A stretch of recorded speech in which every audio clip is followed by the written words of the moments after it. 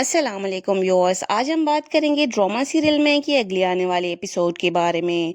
ज़ैद हर तरफ से जॉब के लिए मायूस हो जाएगा तो उसको अपने दोस्त का मशवरा याद आता है और वो जाता है अपने बाप के मुखालिफ के पास और वो उसे यही गारंटी देता है कि अगर वो आसिम साहब का बेटा नहीं है तो वो उसे जॉब देगा।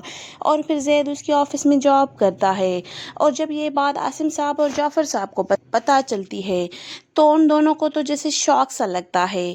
दूसरी तरफ आप देखेंगे मुबशरा की हालत देखकर जाफ़र साहब को बहुत गुस्सा आएगा और वो जाएगा आसिम साहब के पास और उससे जाकर कहता है कि तुम इसी वक्त ज़ैद को वापस बुलाओ।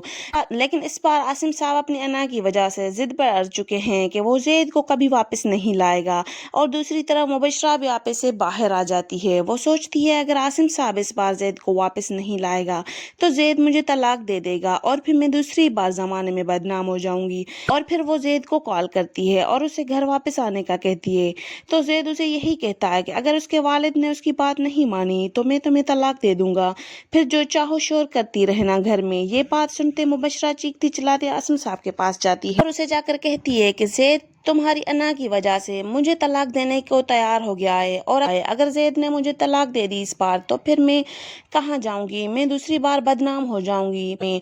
तो आसिम साहब उसे फिर भी तसल्ली ही देता है कि वो ऐसा कुछ नहीं करेगा, लेकिन वो किसी भी सूरत ज़ैद को घर लाने के लिए तैयार नहीं है। और ज़ैद भी बार बार मुबशरा को कॉल करके यही कहता है तो वो उसे तलाक दे देगा। और फिर मुबशरा चीखती चिल्लाती रहती है।